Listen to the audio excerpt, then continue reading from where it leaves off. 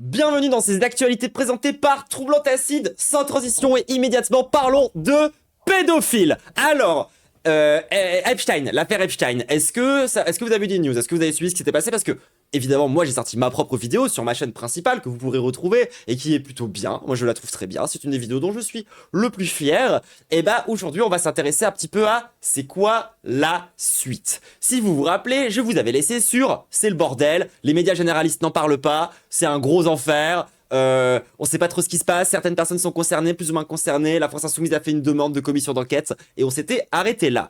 Quelles en sont les suites? Alors, déjà, on a quelques nouveaux blazes, on a quelques blazes qui ressortent et qui ont l'air d'avoir quand même quelques petites conséquences dans leur vie. Donc on va regarder ça un peu au détail. Premièrement, on a le diplomate français Fabrice Haïdan, qui a été discrètement exfiltré de son poste à l'ONU en 2013 pour soupçon de consultation de sites pédopornographiques. Il a ensuite multiplié les postes prestigieux. Contacté par Mediapart, le diplomate français n'a pas répondu aux sollicitations du site d'enquête. Ces dernières heures, Fabrice Haïdan a supprimé son compte sur le réseau social LinkedIn, où il était jusqu'ici très actif. Interrogé sur le fait que la consultation de contenu pédopornographique était un délit qui aurait pu nécessiter le déclenchement de l'article 40, l'ancien ministre Laurent Fabius répond à ça, je ne sais pas. Donc on a des personnes qui commencent tout doucement à être remis en question, qui commencent à être tombées, et surtout, je veux dire, ce mec en soi, on n'est pas dans des Epstein Files pour se rendre compte qu'il y avait peut-être un PV dans ce qui s'était passé, mais ça va quand même nous permettre de mettre un petit peu en lumière ce genre de choses, et c'est pas plus mal tout le monde. Personne suivante concernée par les Epstein Files. On a ensuite, du coup, Jack Lang, évidemment, Jack Lang, dont on avait déjà beaucoup parlé dans la première vidéo, donc on va pas s'éterniser encore une fois là-dessus. C'est un ministre qui a été socialiste, donc un ministre de droite, qui a quand même genre eu un impact assez important sur on va dire le monde de la culture, puisque c'est lui qui est à l'origine de la fête de la musique ou ce genre de truc, qui aujourd'hui est il me semble dirige l'Institut du Monde Arabe, ou du moins est en train de démissionner de l'Institut du Monde Arabe ou quelque chose comme ça.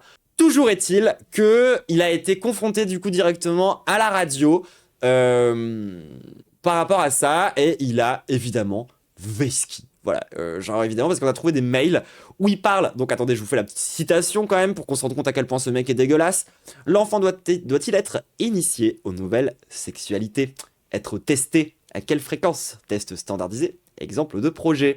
Et du coup il a fait crari, c'était pour un film ou je sais pas quoi, gros, genre arrête. Genre, pour ceux qui le savent pas, parce que j'ai l'impression que certains droitards découvrent ça. Genre certains droitards, je découvre que Jack Lang, en fait, il a des accusations de pédophilie derrière le cul. Nous, ça fait des années qu'on dénonce ce mec. Hein. Encore une fois, ça fait vraiment des années qu'il est cancel de partout, que plus personne ne veut lui parler, que plus personne ne lui donne l'heure. Mais bon, les droitards le découvrent aujourd'hui. Et souvent, leur premier réflexe, petit tour dans les commentaires, c'est toujours quand même quelque chose d'extraordinaire, Jack Lang représente tellement bien la gauche. Honte aux gauchistes. Oui, alors bon, nous, encore une fois, ça fait des années qu'il est cancel. Hein. Genre, eux, ils sont toujours en train de défendre Éric Zemmour, qui, pareil, est accusé par des meufs d'être un énorme violeur.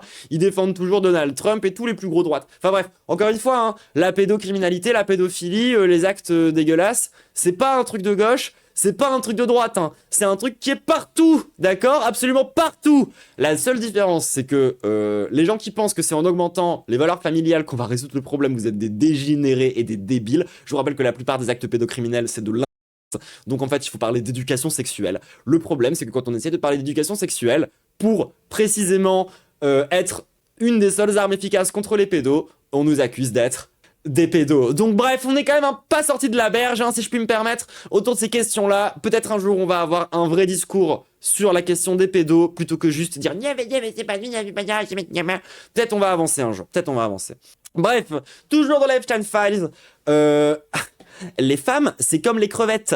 Tu jettes la tête, tu gardes le corps, écrit le pédocriminel Jeffrey Epstein à Olivier Colom, ex-conseiller de Nicolas Sarkozy. Oh mais je croyais que c'était un truc de gauchiste, ah bah alors.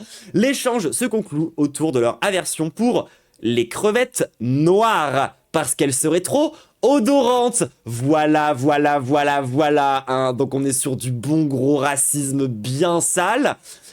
Ancien de la banque Edmond de Rothschild et proche de l'Elysée, Olivier Colom évoque beaucoup de poissons frais avant un voyage en Russie. De son côté, Jeffrey Epstein lui parle, depuis son île privée des Caraïbes, de son aquarium plein de filles, dont 2 Russes. Les narcs français ajoutent « J'adorais la vue ». Bah dis donc, comme c'est surprenant. Face à cette pluie d'accusations autour de plusieurs personnalités publiques, encore une fois, de tous bords politiques, qui représentent quand même genre une masse non négligeable de gens qui traînent dans des affaires assez sordides, le véritable truc dont on peut parler à partir des Epstein Files, en l'occurrence, c'est aussi les ingérences politiques des milliardaires, et notamment des milliardaires complètement pédos.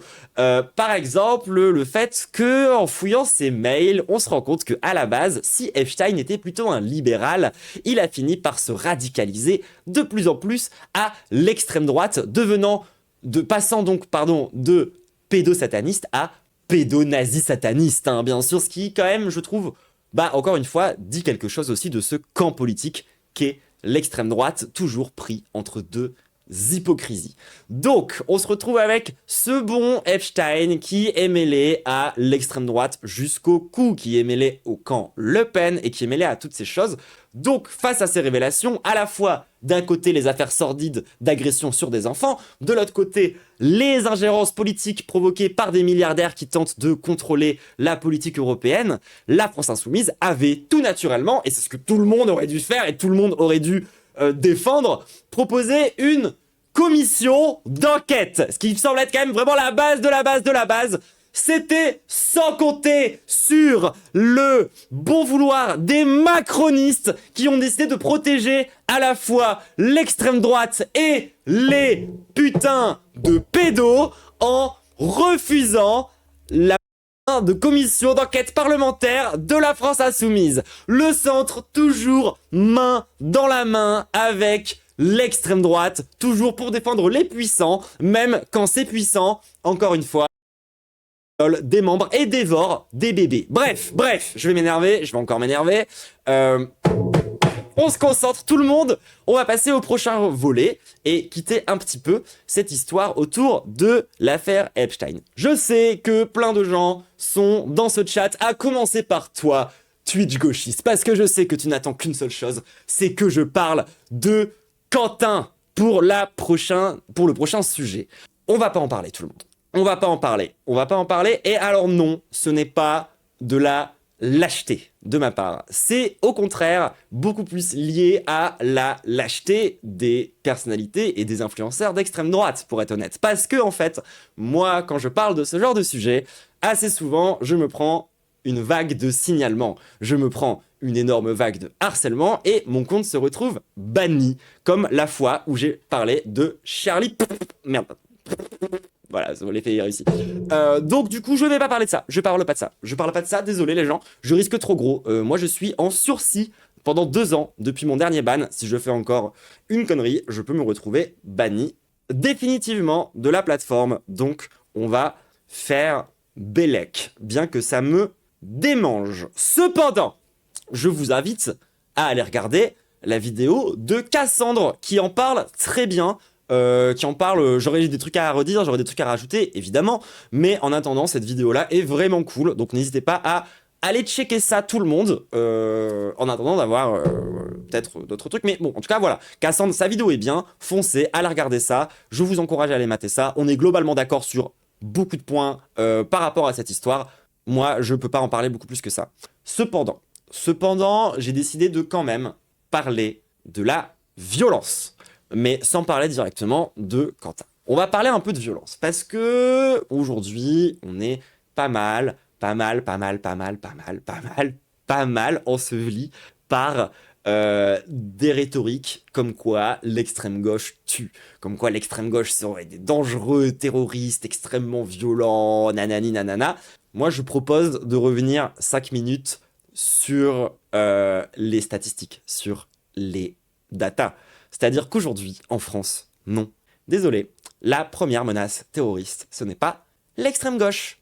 Il y a 2 menaces terroristes qui se battent la place pour être premières au podium en France, et c'est la menace islamiste, que vous connaissez bien, et la menace d'extrême droite. Je tiens donc à rappeler, à toute chose utile, qu'en 2025, on a déjà eu, par exemple, 2 meurtres extrêmement violents, racistes, provoqués par l'extrême droite, et c'était pas les résultats d'une bagarre entre personnes politisées. Là, on parle de juste des gens qui ont tué des Noirs et des Arabes, comme ça. Par exemple, est-ce que vous vous rappelez du coup de ce Tunisien de 45 ans qui a été tué par balle en avril dernier, en 2025, par exemple. Peut-être que là, on peut aussi parler de violence d'extrême droite. Est-ce que vous vous rappelez, puisqu'on en a quand même vite oublié un petit peu son blaze, Aboubacar Cissé? Parce que, désolé, mais en termes de violence, d'abomination, d'horreur et de trucs du style, moi je trouve ça quand même plus grave d'aller voir quelqu'un dans son lieu de culte, de lui demander de t'apprendre à prier et de le poignarder dans le dos que une rixe. Ou a priori tu sais les risques que tu prends quand tu es un militant qui fait des bagarres. Bref, et évidemment, aujourd'hui, c'est compliqué en fait de pouvoir vous dire très précisément qui sont et quel est le nombre des victimes d'extrême droite. Est-ce que vous savez pourquoi, tout le monde? Est-ce que vous avez une idée? Est-ce que vous voyez pourquoi est-ce qu'aujourd'hui, c'est compliqué de savoir? C'est pas uniquement lié au fait que c'est pas une catégorie officielle. De base, c'est pas une catégorie officielle. Première explication, très bonne explication, la police. La police, qui est dirigée par des syndicats d'extrême droite, qui s'occupent de couvrir ces histoires, fait que, bah en fait, souvent, les personnes qui commettent des violences racistes sont couvertes par la police, qui elle-même commet énormément de violences racistes. Deuxième chose, est-ce que vous savez qui sont les cibles prioritaires de l'extrême droite lorsqu'ils font des ratonnades? Alors, il y a un lien, mais c'est pas directement les personnes racisées, ni directement les personnes cuir, LGBT, ce que vous voulez. C'est surtout les SDF, exactement. Les sans-papiers qui peuvent pas porter plainte ou qui peuvent pas faire des appels administratifs parce qu'ils sont déjà en situation d'illégalité, et des gens qui, si jamais ils meurent dans le caniveau, on pourra croire qu'ils sont juste morts de la rue. Ce qui fait que énormément de violences, énormément de personnes qui meurent passent sous nos radars, et aujourd'hui on ne peut pas pleinement et sereinement compter qui sont véritablement les victimes de l'extrême droite, parce que la plupart de ces victimes sont des gens dont, en vérité, tout le monde se branle. Plus ils sont couverts par la police. Ce qui fait que, c'est difficile aujourd'hui de pleinement mesurer à quel point on prend cher. Mais tous les gens qui habitent à Lyon savent très bien. Tous les gens qui ont bossé dans des hôpitaux à Lyon, vous savez, vous le savez. Tous les gens qui ont bossé aux urgences de Lyon, vous le savez que une partie des gens que vous recevez, c'est juste des victimes de ratonnade. Et il y en a certains qui meurent. Et ils sont jamais comptabilisés. Vous le savez. Violence toujours, ça tombe bien qu'on parle de la police, parce que pareil, hein, en termes de violence dont peut-être on pourrait parler, qui sont des violences qui sont quand même bien institutionnalisées, hein, contrairement aux violences d'extrême gauche, on pourrait parler un petit peu de la police, hein? Non, je sais pas moi, par hasard, si ça vous dit quelque chose. Attendez, pourquoi je bats son... Bref, on a toujours plus de violences policières. Les gens, je vous laisse aller regarder, je vous laisse aller diguer vous-même, mais bon, voilà, en parallèle de toutes ces histoires, on a toujours plus d'images de flics qui se mettent à tabasser des gens sans autre motif que leur couleur de peau, tout en les insultant de kebab sur pattes. Oui, c'est une insulte raciste. Voilà. Police donc qui couvre les violences d'extrême droite, rappelons-le. Est-ce qu'on aurait des datas, par exemple, qui permet de, je sais pas, de quantifier un peu ce genre de choses? Oui, tout à fait. Les affaires de corruption impliquant la police ont augmenté de 70% entre 2020 et 2024. Quand est-ce que les flics sortiront de leur impunité? Ça reste ma question principale. On rappelle que ces gens-là sont censés nous protéger, hein. Bref, ça en dit quand même très long sur ce sujet-là.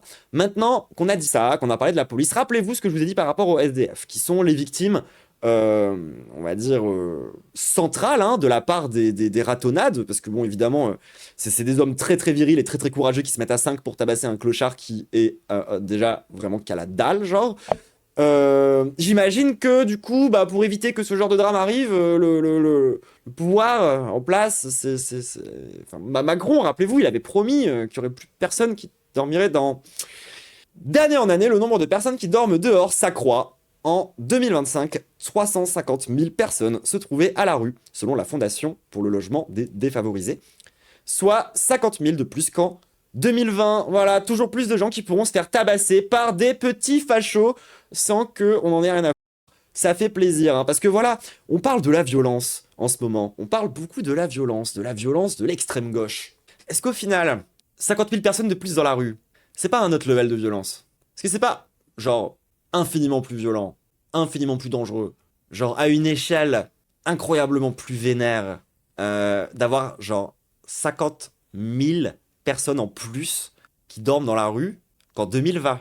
Rendez-vous compte, tout le monde. Genre, on est quand même sur, genre, un niveau de violence où je suis désolé, mais le jour où l'extrême gauche arrive à n'avoir que ne serait-ce que le tiers du quart de ce genre d'impact sur la vie des gens, on en reparle. Voilà, parce que si c'est une question de remettre en question les violences, et Macron, hein, ça te dit pas d'arrêter d'être une énorme merde qui violente toute sa population en la précarisant d'année en année. Ça dit pas à la classe bourgeoise d'arrêter cette espèce d'augmentation décérébrée des inégalités qui fait que la plupart des gens sont de plus en plus dans la merde.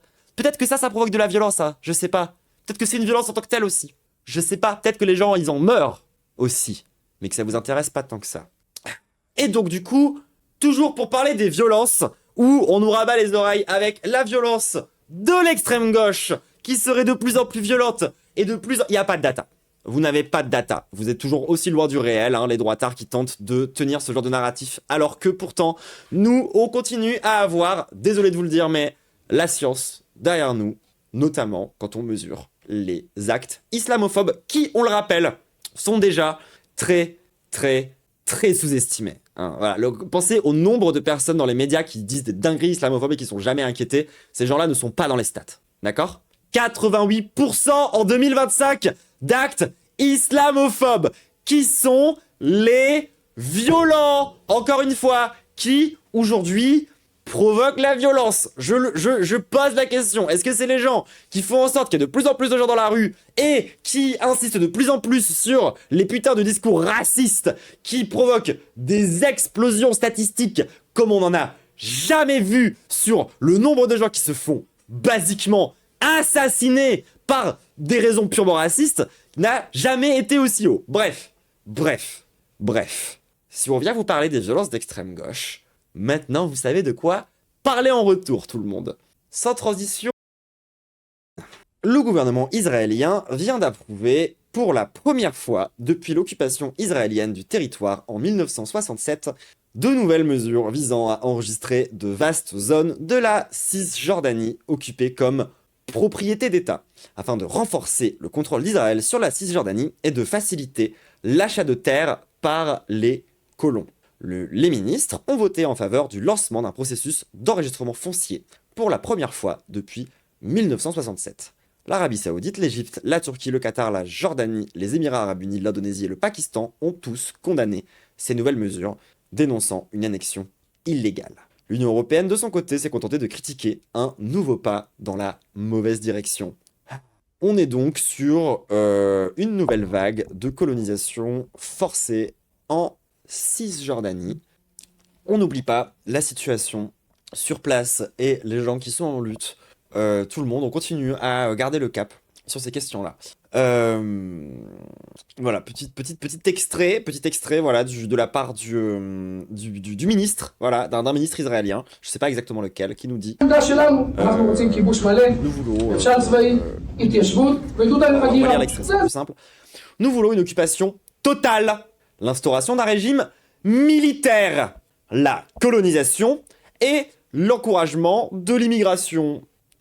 Voilà, donc là, ils sont en train de dire qu'il faut mettre en place un gouvernement autoritaire et militaire pour encourager la colonisation, alors qu'ils sont accusés par toutes les instances internationales d'être des putains de génocidaires. Ouais, on va essayer de couvrir un peu cette histoire autour de la prochaine flottille, vous inquiétez pas. Donc évidemment, voilà, si vous voulez voir quand même la réaction tiédasse de la part de l'Union Européenne, voilà, je vous laisse ce petit extrait. Cette dernière décision va clairement... Mais attendez, par contre, pourquoi j'ai plus de son, moi désolé, c'était juste chez moi le bug. Cette dernière décision va clairement à l'encontre de la résolution 2334 du Conseil de sécurité des Nations Unies. Ah, vous allez faire quelque chose du coup? Et compromet la viabilité de la solution à deux États. Oui, et les accusations par rapport au génocide, si t'en parles ou pas? Quant à notre position, elle a toujours été très claire et... non, c'était un mensonge. Consistante, dans le sens où nous avons... Toujours pas. Depuis longtemps, la position de ne pas reconnaître la souveraineté d'Israël sur les territoires occupés par et ce depuis juin 1967, conformément aux résolutions Ah, j'imagine que c'est pour ça que tous les pays d'Europe livrent des armes c'est parce qu'on le reconnaît pas l'État, ouais. du Conseil de sécurité des Nations Unies. Et nous rappelons que l'annexion est illégale. On rappelle que la solution à 2 États, ça veut quand même basiquement dire mettre en place un État d'apartheid. Ou du moins un État ségrégué. C'est-à-dire que voilà, genre, dites-vous quand même que la solution la plus optimale à laquelle ils peuvent penser, genre le meilleur truc pour eux possible, c'est une ségrégation raciale. On en est là quand même. C'est-à-dire que là, genre, ils sont en train de lutter pour qu'on passe d'un truc qui est pire qu'une ségrégation raciale à une ségrégation raciale. Illégale au regard du droit international et nous appelons à revenir sur cette décision. Ah, j'imagine qu'ils vont beaucoup y réfléchir, ils vont beaucoup y penser, et puis ensuite ils vont vous envoyer chier, ouais. Et finalement, je rappellerai la déclaration conjointe qui a été publiée la semaine dernière par la haute représentante, également avec les commissaires Labib et Suica, sur la dernière décision de la semaine dernière. Voilà, est-ce que l'Union Européenne et l'ONU et les instances internationales sont aussi gazes et inutiles que l'était la Société des Nations durant l'entre-deux-guerres ? Un peu, en vrai, franchement, c'est pas pour dire mais à quoi vous servez, genre c'est bien beau de faire des déclarations, genre c'est fou quand même d'avoir cassé autant les couilles avec tout le monde sur le fait de condamner, alors que ça sert à rien, ça n'a jamais rien changé, même quand c'est des instances internationales qui condamnent, il se passe littéralement rien, même quand on a 21 289 enfants palestiniens qui ont été tués à Gaza par l'armée israélienne depuis le 7 octobre, ces chiffres sont probablement sous-estimés. Au total, c'est 71 803 Palestiniens qui ont été tués depuis le 7 octobre. Encore une fois, ces chiffres sont très sous-estimés, a priori. Voilà, petit rappel statistique. Petit rappel statistique. Vous voulez vous énerver très fort? Donc là, on vient de rappeler, encore une fois, on est sur 21 000 gosses qui ont été tués. On est sur un État qui renchérit sur la colonisation. Petit extrait d'un mariage en...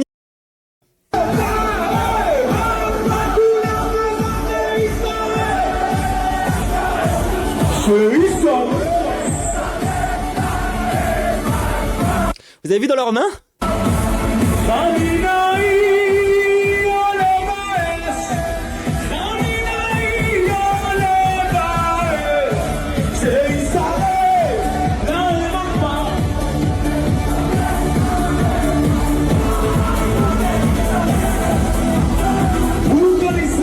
Bon, donc là, ils sont en train d'appeler à incendier des villages palestiniens. Ils brandissent des slogans anti-arabes avec des couteaux et des pistolets dans les mains.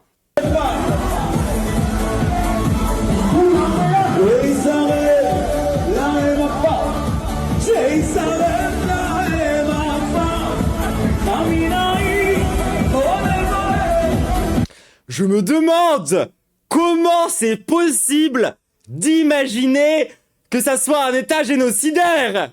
Bah je me demande, franchement les gauchistes on exagère, vous trouvez pas? Vous trouvez pas? Genre, franchement, si c'est un État génocidaire, il le cache bien, hein. Ah, c'est vraiment nous qui exagérons, hein. C'est vraiment antisémite, hein, de dire que c'est un État génocidaire, hein. Ah, c'est très très grave. C'est très très grave.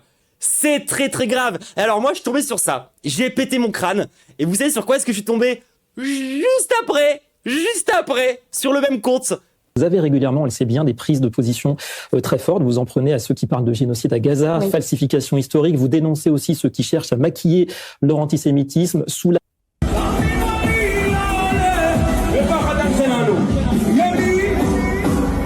forme de l'antisionisme, ce terme antisioniste. D'ailleurs, vous soutenez la loi Yadan. Alors, ces prises de position, elles nécessitent du courage. On l'imagine en France aujourd'hui. Est-ce qu'elles ont un prix politique, personnel?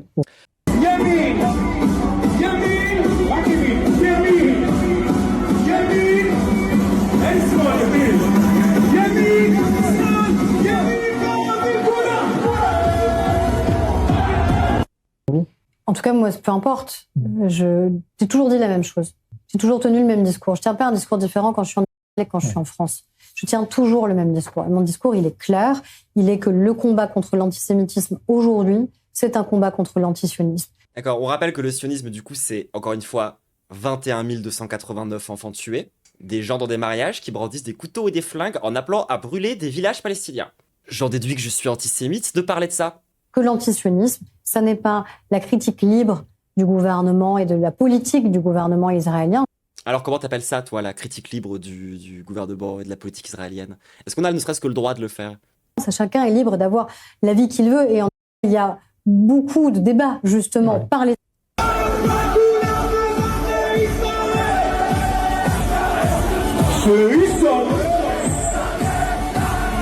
Ah ouais, il y a des gros débats, hein.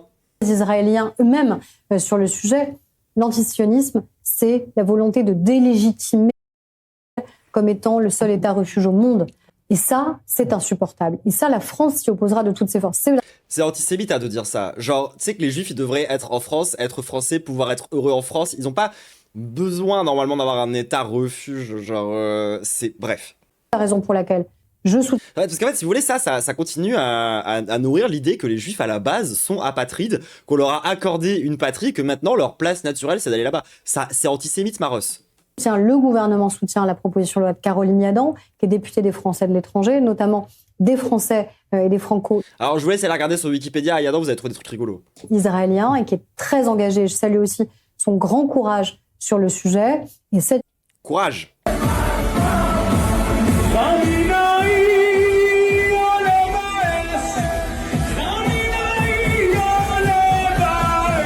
On rappelle que du coup, elle est du côté des gens qui ont les flags et les couteaux. Cette loi, elle va passer parce qu'il y a une majorité, j'en suis convaincue, pour l'adopter à l'Assemblée nationale. Et ça veut dire concrètement que celles et ceux qui aujourd'hui maquillent leurs insultes antisémites en ciblant les Français juifs, en les traitant par exemple de génocidaires, qui est quand même un renversement accusatoire, un renversement historique absolument insupportable. Non, alors ça pareil, c'est aussi antisémite. Hein. De dire est un État génocidaire, ça veut dire que c'est un retournement de l'histoire, c'est complètement faux. Les nazis n'ont pas, genre, tenté de tuer les Israéliens. Genre, les nazis ne pouvaient pas, genre, étant donné que l'État d'Israël n'existait pas, Maros. Genre, là, c'est toi qui es en train d'essentialiser les Israéliens et l'État israélien avec les Juifs. Genre, on n'est pas, quand on dit que l'État israélien est un État génocidaire, on n'est pas en train de dire les Juifs sont génocidaires. D'accord, Maros? Va peut-être falloir, je sais pas, apprendre à doser, je sais pas, apprendre à écouter les gens, en fait. Eh bien, ceux-là doivent pouvoir être poursuivis, doivent pouvoir être condamnés. Ce n'est pas de la liberté d'expression. Voilà, donc littéralement, quand je vous disais, est-ce que je vais encore avoir le droit de vous parler d'antisionisme? Bah, peut-être pas, au sens du droit français. Voilà, c'est ça qui est en train d'être voté en ce moment. C'est ça les débats, c'est ça les enjeux aujourd'hui, démocratiquement. Par rapport à la question de la Palestine, c'est vais-je encore, moi, troublant acide, avoir le droit de continuer à parler d'insultes. Ça n'est pas la liberté d'expression, la négation même de la capacité d'Israël à exister. Ils pourront toujours critiquer ça. En fait, on ne nie pas la capacité d'Israël à exister. Ils existent tellement fort qu'ils provoquent un... Donc on n'est pas en train de nier leur existence. Qu'est-ce que tu racontes? Ils en ont le droit. Par contre, je trouve que de nier l'idée que des juifs, genre, puissent exister en France sans avoir besoin de se barrer ailleurs, encore une fois, c'est quand même low-key antisémite, hein. Genre, désolé, mais c'est bizarre, hein. Nous sommes une démocratie dans notre pays, évidemment, comme il l'est, mais par contre, non, on n'appelle pas la destruction d'un État reconnu. Oui, c'est une démocratie comme l'Ukraine, hein. Reconnu par les organisations internationales et par la France. Et on renverse pas comme ça la charge de l'histoire. Écoute, on en reparle dans 50 ans, ah, d'accord? Quand on sera un peu tous fixés sur l'histoire, justement. Parce que là, clairement, vous n'êtes pas du bon côté, et vous allez vraisemblablement le rester, malgré toutes les preuves qui s'accumulent, et malgré les massacres qui continuent. Mais j'imagine que les Français vont faire comme d'habitude, et dire que ils étaient du bon côté de l'histoire, hein. La nationalité française est la deuxième nationalité étrangère la plus représentée au sein de l'armée israélienne. 6127 franco-israéliens, sont actuellement dans les rangs de Tsahal, soit l'équivalent d'une brigade entière de l'armée. Ah merde. Bon, bah j'imagine que l'histoire se rappellera pas de nous comme étant vraiment dans la résistance. Bon, enfin. La première, c'est les USA. Quelle surprise. J'ai envie de dire quelle surprise. De toute façon, on est évidemment le premier pays à leur vendre des armes. C'est logique qu'on soit le premier pays à leur envoyer des soldats. Ça fait sens. Donc voilà, écoutez, moi je maintiens quand même hein, que face à l'histoire, les premiers seront les derniers seront les premiers, parce qu'aujourd'hui, désolé, mais non, c'est pas antisémite de parler de l'État d'Israël comme un État génocidaire. C'est littéralement de la résistance. Bref. Sujet suivant. Vous avez vu plein de candidatures à droite pour la présidentielle qui se sont déclarées, à commencer par voilà le bon Bruno Retailleau qui s'imagine, je pense, encore n'être que de droite, alors que il est quand même très clairement d'extrême droite. Parce que oui, si vous ne l'avez pas vu, le ministère de l'Intérieur, encore une fois dirigé par Bruno Retailleau en fait, a déclaré la France Insoumise comme étant d'extrême gauche pour la première fois de l'histoire. Ce qui est très étrange parce que en fait non, déjà la plupart des politistes, des politiciens, des académiciens qui réfléchissent sur ces questions-là,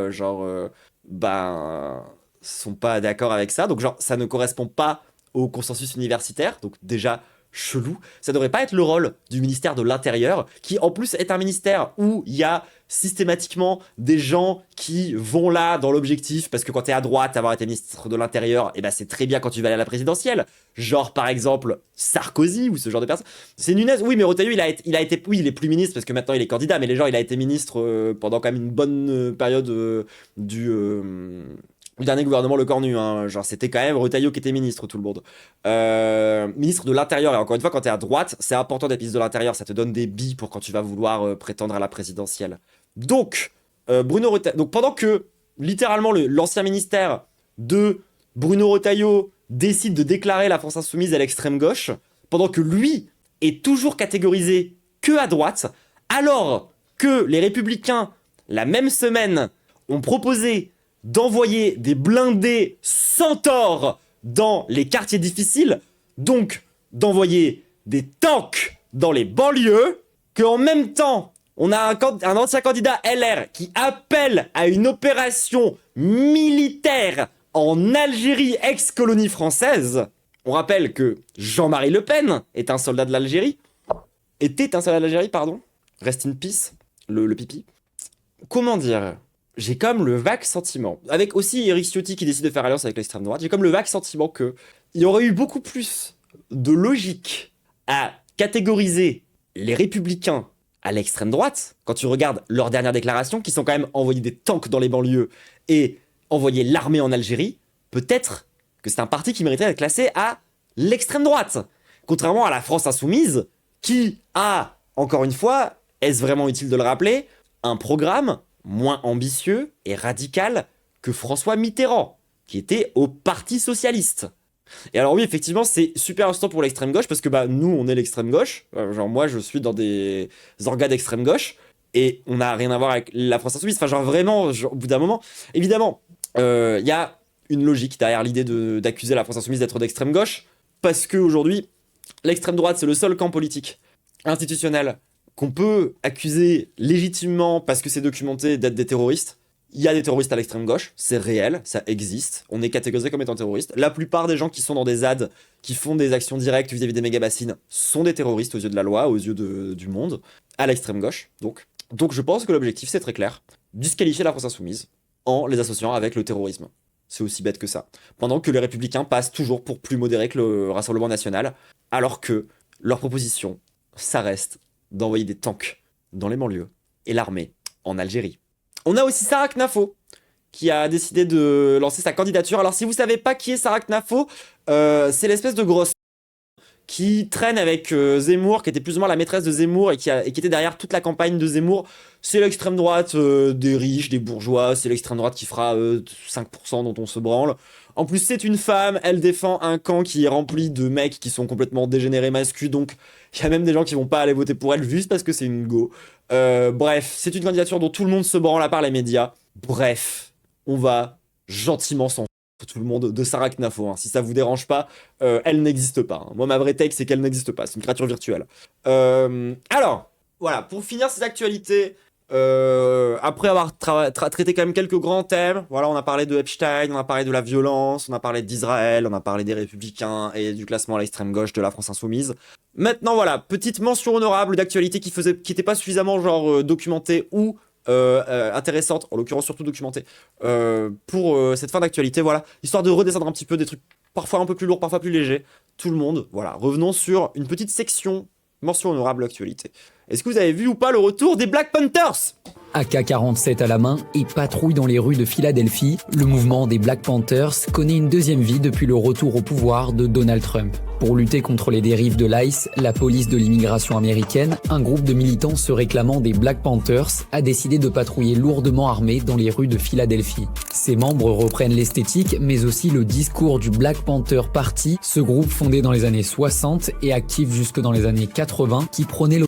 Alors moi pareil, encore une fois, faut que je prenne des pincettes sur ce genre de sujet les gens, mais évidemment ce que j'en pense c'est que les Black Panthers c'est giga. Autodéfense armée pour défendre les droits civiques des Afro-Américains. You know, me and the comrades out here in Northeast Philly, you know why we here? Because we was told ICE was hopping on the people over here. A war on the immigrants of the United States of America is a war on everybody in America. Les membres... Alors effectivement, ça peut avoir, je pense qu'il y a des gens ça fait peur. Très honnêtement, je pense que je peux comprendre. Vous vous dites quoi? La lutte armée? Mais c'est des terroristes. C'est des délinquants, c'est de la violence. Non, encore la violence des hommes. Non.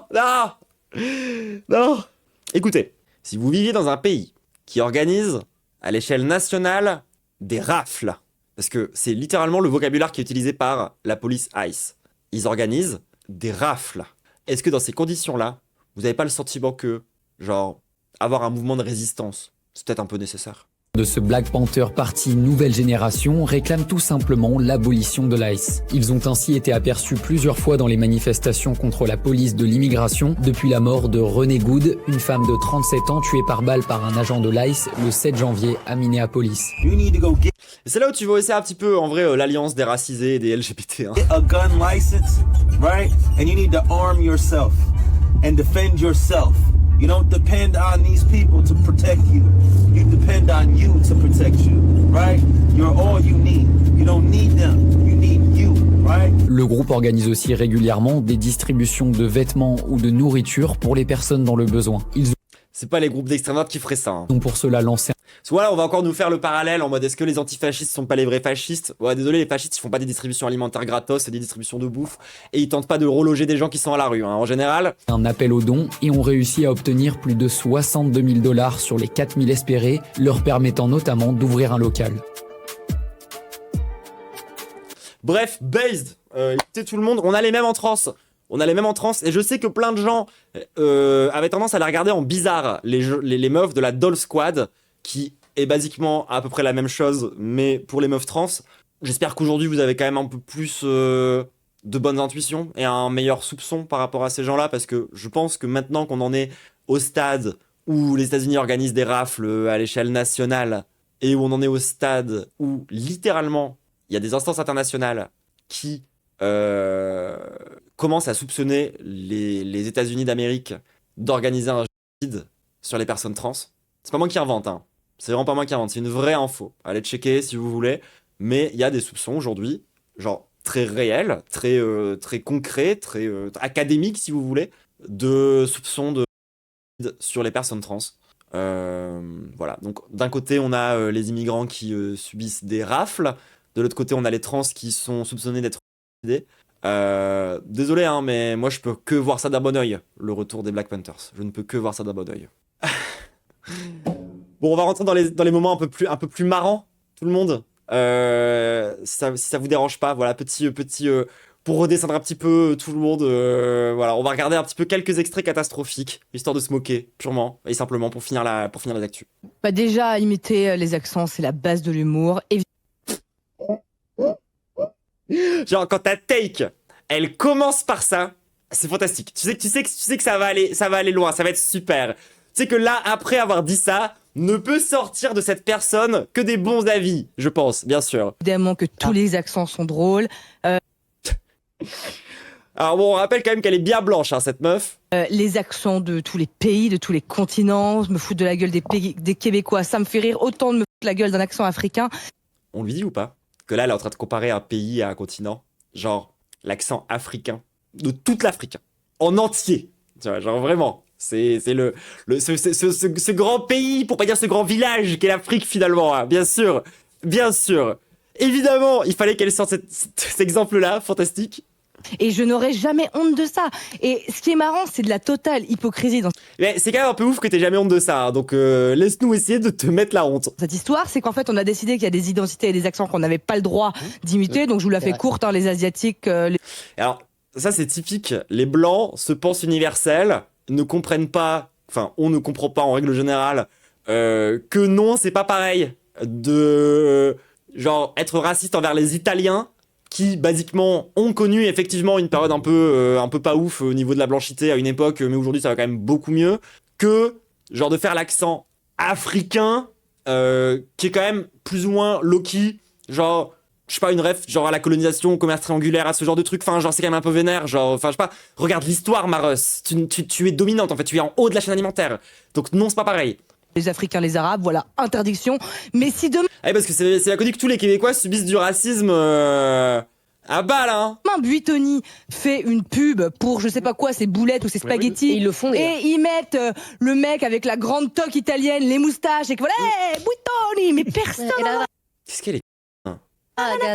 Et si demain les Américains font une pub sur un produit français, Et ouais, et puis du coup, genre, on peut plus faire une grosse caricature d'asiatique avec la peau verte et les. Ah bah, on a plus rien le droit de dire. Qu'est-ce qu'elle pense des imitations Qu'est-ce qu'elle pense des caricatures antisémites? Elle est pour ou contre? Parce que c'est super drôle, non? Qu'est-ce qu'elle pense des dessins d'Africains avec de très grosses lèvres? Je pense qu'elle est pour, non? Parce que c'est la liberté d'expression.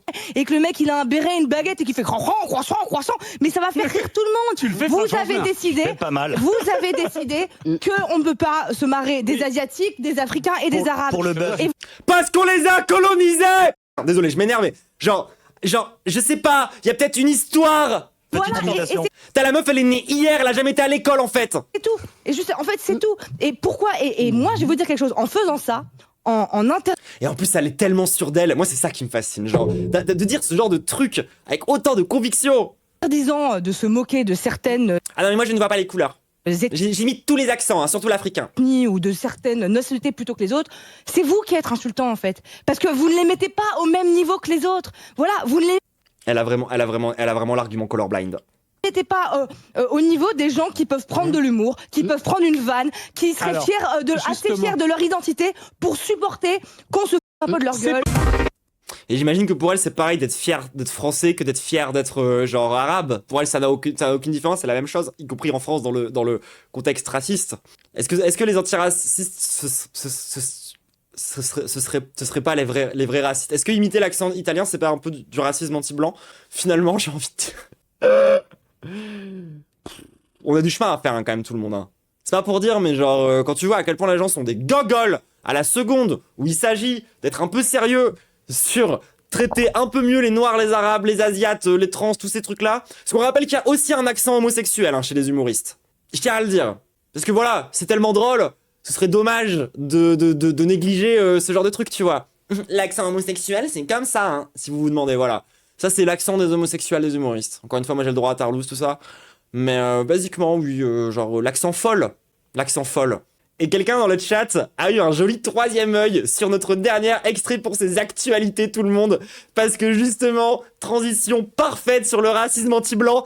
Est-ce que vous vous rappelez Jordan Florentin? Vous savez, c'est le mec qui tient un journal pétainiste. Vous savez, c'est un journal qui genre reprend exactement le même vocabulaire et les mêmes argumentaires que la France de Vichy. Vous voulez le voir se ridiculiser très très fort? Vous avez invectivé ces jeunes femmes, madame? Blanbec. Oui, Frontière, c'est le mec de Vous m'avez Frontière. dit comment? Blanbec!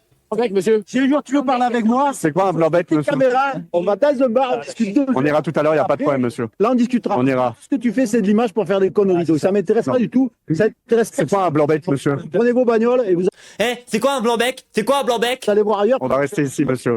On va rester ici. Mais t'as vu, nous aussi, on tape sur la rentrée. De toute façon, tu perds Et ton temps. tu veux savoir ce qu'est un blanc-bec? C'est toi, un blanc-bec. C'est-à-dire? Il y a un mec qui parle sans savoir, qui a rien, qui a pas de. Attendez, si vous n'avez pas vu l'extrait, les gens, vous êtes tellement pas prêts. Vous êtes tellement pas prêts pour le. Genre, je pense que c'est vraiment de tout ce que Frontière a produit, et c'est vraiment des clowns. Genre, ils sont vraiment ridicules. Je pense que c'est le truc le plus ridicule qu'ils ont jamais fait. Culture. C'est vide. D'accord. Donc vous insinuez, vous mettez le mot blanc dans cette insulte en insinuant que je n'ai pas de culture.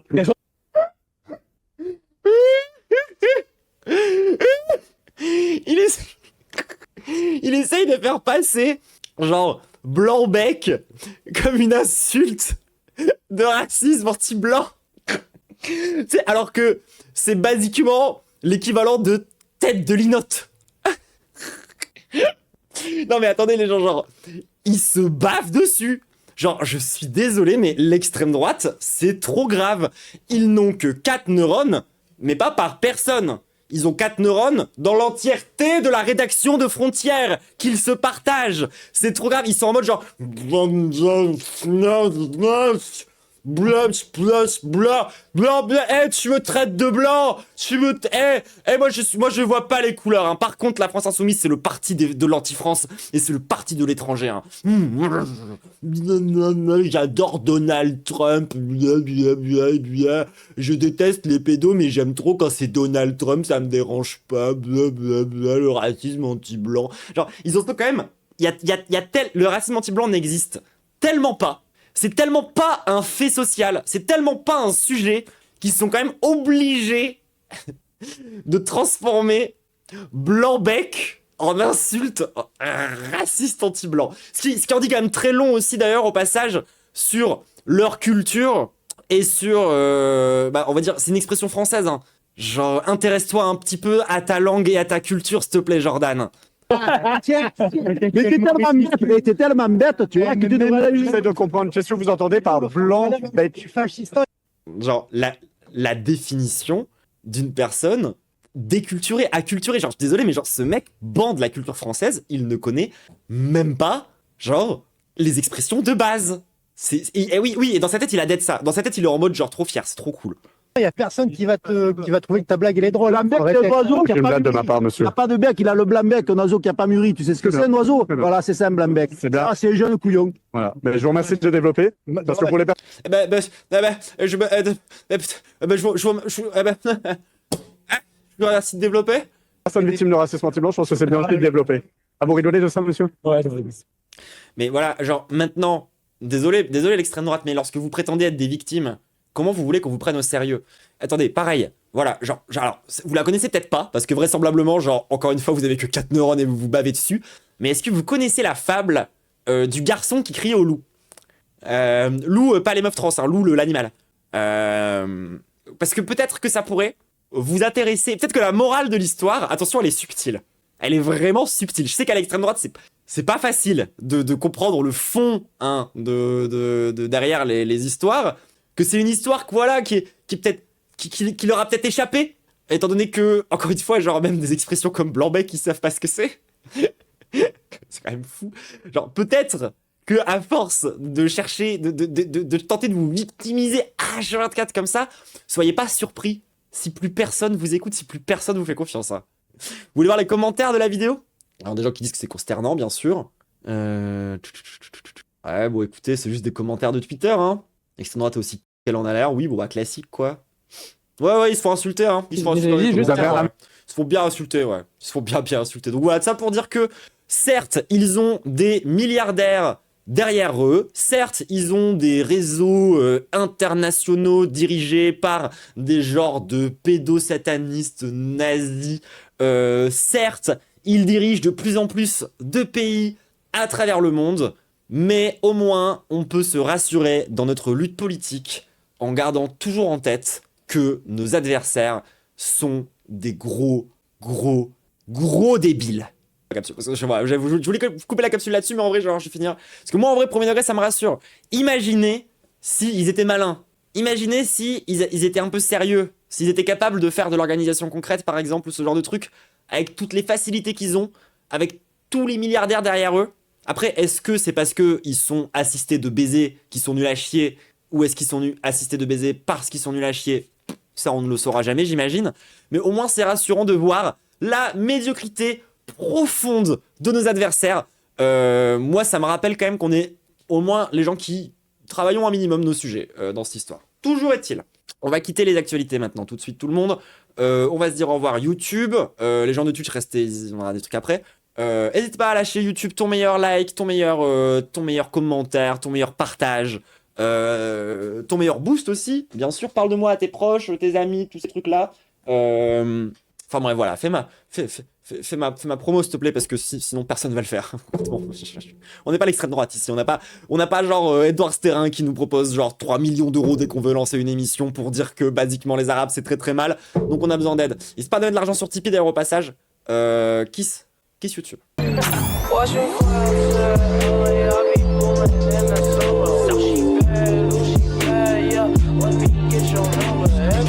I can't remember